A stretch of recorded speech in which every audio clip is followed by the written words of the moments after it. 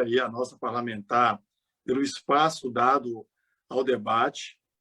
Dizer aqui que a gente se sente muito feliz quando a gente tem nos parlamentares aqui do DF alguém que conhece profundamente o serviço público, né?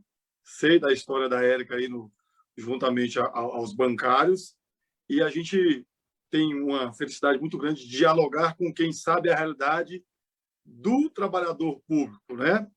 Então, a gente começa a falar um pouquinho, Érica, juntamente aqui com a Ana e com o Policarpo, da principal palavra que a Érica tocou agora, que é a palavra-chave da reforma administrativa.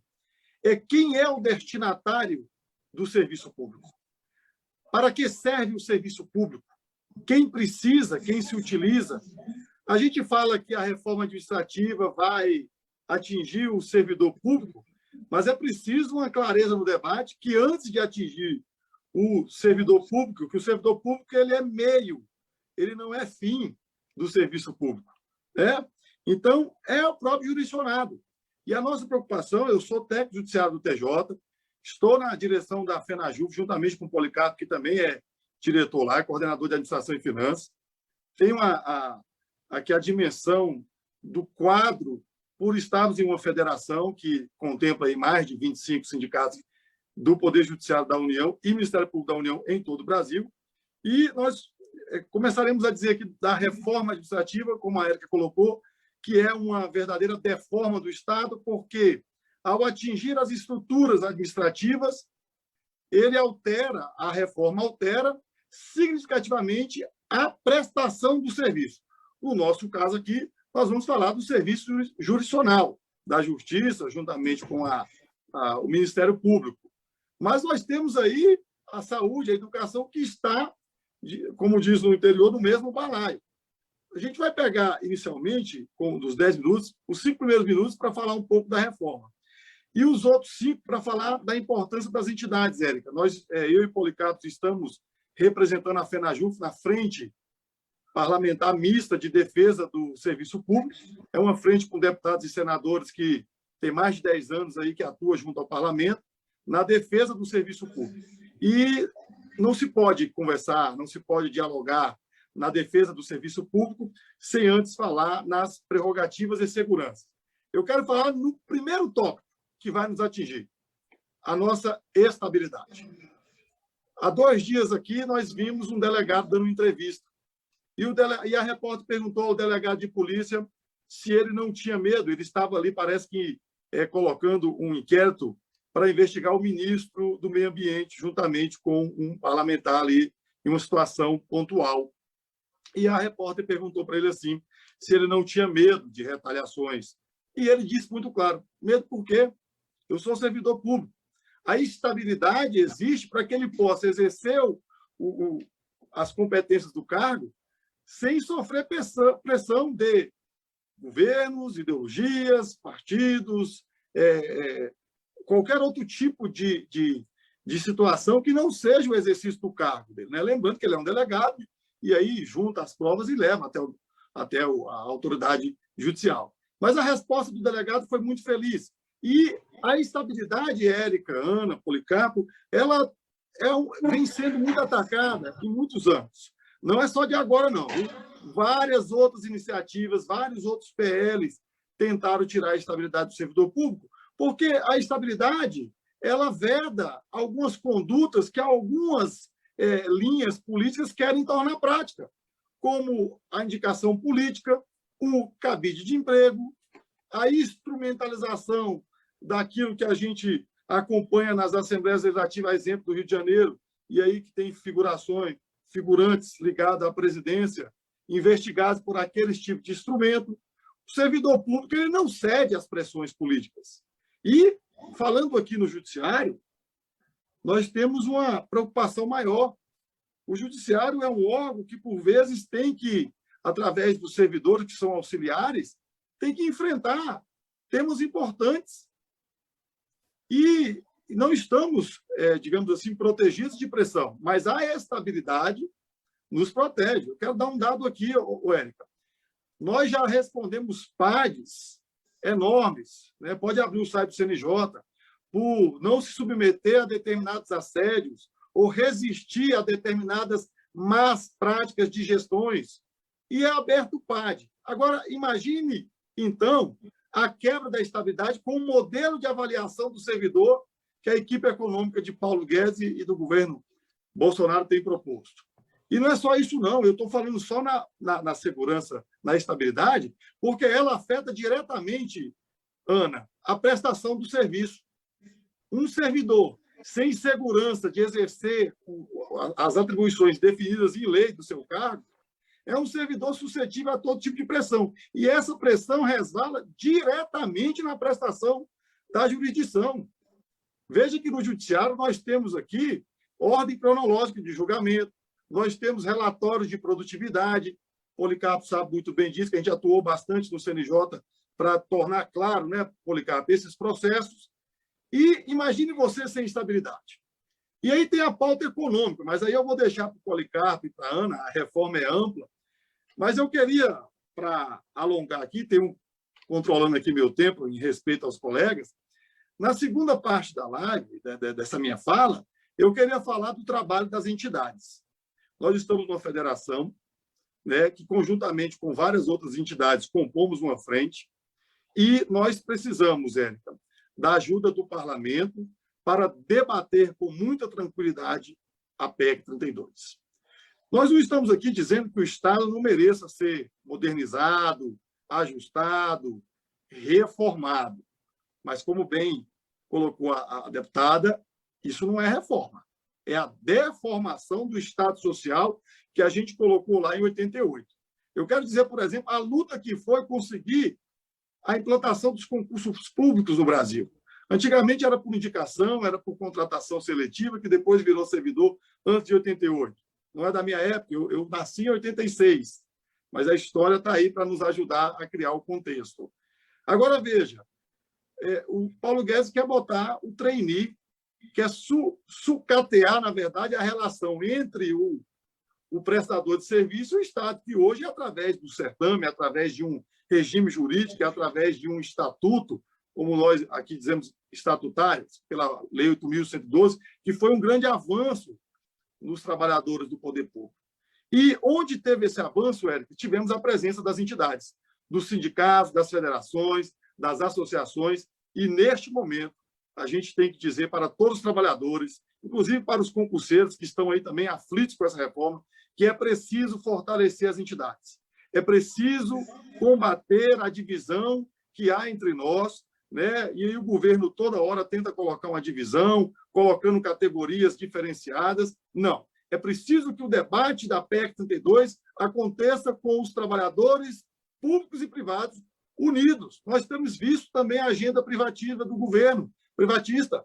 Estão querendo privatizar aí agora os Correios. Não se preocupe em melhorar a entidade para que ela preste um serviço. E querem colocar sempre nas costas do servidor a ineficiência de um Estado que muitas vezes para no próprio gestor maior. A ineficiência do Estado, às vezes, acontece, Érica, por quê? Porque o órgão deixa de servir as suas funções institucionais para servir a política de A ou B. E isso nós temos visto que as entidades têm cada dia mais procurado proteger nossas entidades contra essa interferência. Olha, antigamente você via que os reitores eram eleitos em listas tríplices, assim como o chefe da Polícia Federal, assim como os outros. Hoje não existe mais. Hoje nós estamos vendo aí o tira e coloca. Se o superintendente não acatou minha ordem, eu tiro. Se acata, fica.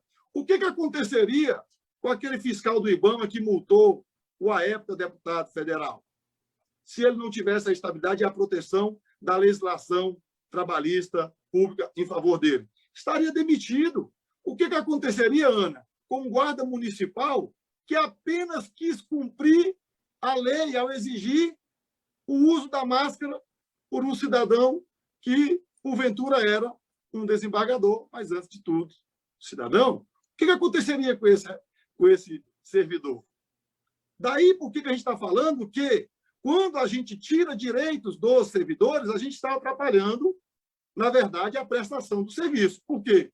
Porque se ele não tem essa segurança, ele vai ter medo de fazer o trabalho dele. E aí é onde a sociedade fica refém de um jogo político ruim.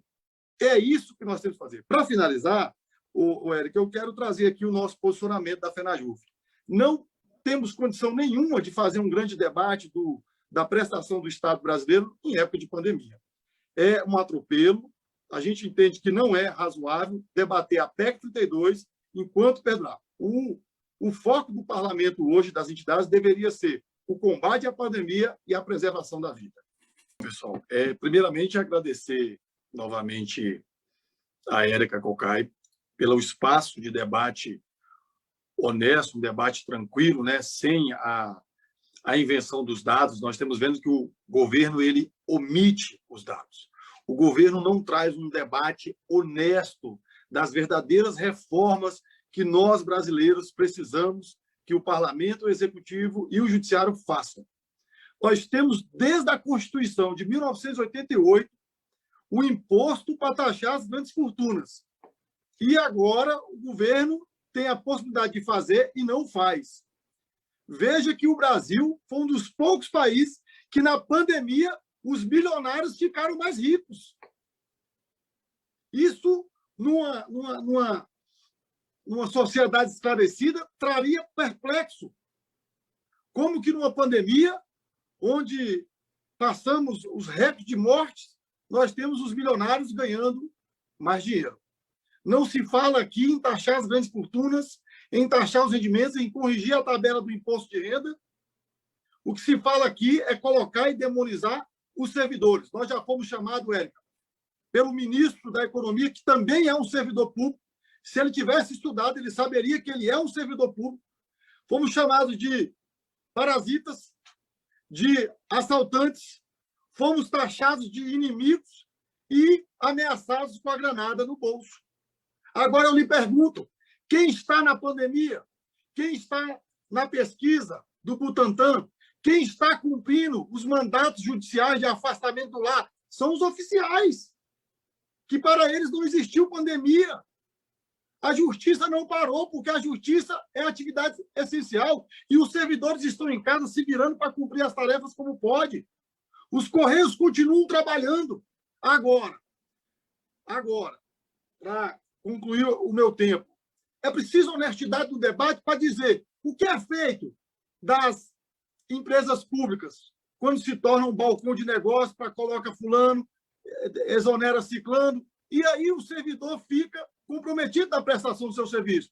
Pergunte ao médico do hospital público se ele não gostaria de ter o equipamento de ressonância para ter o resultado na hora. E quando o resultado demora 6 meses, e aí o paciente vem a óbito, ele culpa a morosidade do médico, do serviço público, e ele não entende que essa engrenagem perversa reside em más gestores. O servidor público está ali para trabalhar e muitas vezes trabalha sem condição. Está aí, ó, as forças de segurança nacionais estiveram na rua em toda a pandemia. Os oficiais de justiça levando os cumprimentos judiciais em toda a pandemia. O pessoal da saúde, a mesma coisa. É este pessoal que a população precisa entender, é este pessoal que será atingido. E quando você tem menos servidores, você tem menos prestação de serviço. Está aqui, ó. O governo, no ano passado, registrou redução em número de servidores ativos. Quando se fala isso, se fala em menos prestação, em menos professores em sala de aula, em menos policiais, em menos técnicos judiciários, em menos analistas, em menos médicos, em menos auditores fiscalizando. Vou dar um exemplo, Érica. Olha o que este governo está fazendo com o COAF, que é um setor que investiga as transações financeiras. COAF para cá, COAF para lá. Veja o que o ex-juiz, ex-ministro, denunciou o Bolsonaro de tentar ingerir na Polícia Federal, de tentar ingerir no COAF. Veja se a reforma do Estado não é isso que estamos discutindo por trás disso tudo. Na verdade, é a tentativa do Poder Executivo ingerir na prestação do serviço público. Mas não é para ingerir de uma forma positiva, é para ingerir para defender seus próprios interesses. Está aqui, a OCDE divulgou que o Brasil, em números de proporcional de sua habitação, tem só 1,6% da sua população sendo servidora pública. O Japão tem 5,9%. Coreia do Sul, 7,6%, Alemanha, 10,6%. O governo, que gosta de copiar muitos Estados Unidos, deveria também copiar os Estados Unidos nas práticas de boa gestão do serviço público, porque lá nós temos, nos Estados Unidos, 15,3% de servidores públicos em razão da sua população. E no Brasil nós temos 1,6%. Ou seja, falta serviço, o que está ruim o governo quer prejudicar. Então, para finalizar, Érica, população, quando falta professor, quando falta material, quando falta médico, quando o processo está lento, não é culpa do servidor público, é culpa da má gestão que vem lá de cima. Basta ver o balcão de negócio que virou aí as emendas parlamentares, que o governo dá emenda para quem vota com ele. Mas essa emenda, população, deveria vir, era para cumprir o objetivo, Érica, que 88 os parlamentares pegaram. É um salário mínimo condizente com a vida, é uma educação pública gratuita e de qualidade, é um SUS altamente potente. Está aí, ó, os Estados Unidos estão tendo dificuldade em vacinar em farmácias, Érica. Aqui nós temos uma ampla rede de serviço único de saúde. Não está faltando profissional para o governo dizer que vai botar o exército, não. Não está faltando posto de saúde aberto, não está faltando técnico de enfermagem, e nem enfermeira, nem médico. Está faltando vacina. E vacina por que está faltando? Porque o governo escolheu não comprar num ato de gestão. Não foi o servidor público, porque o Butantan avisou, olha, queremos vacina. Os servidores do Ministério da Saúde, Érica, certamente avisaram ao ministro, olha, ministro, vai ter colapso lá no norte. Agora, o gestor toma a decisão e o bode expiatório é o servidor público. Nós não podemos aceitar isso. Essa reforma não tem nenhum ponto de reforma administrativa, Érica, e tampouco a reforma para melhorar o Estado. Se quisesse mesmo melhorar o Estado, nós íamos começar com a reforma tributária e com a taxação das grandes fortunas, que é inadmissível o Brasil, tendo uma crise gravíssima, temos milionários ficando mais ricos ainda e o pobre perecendo e vindo a óbito.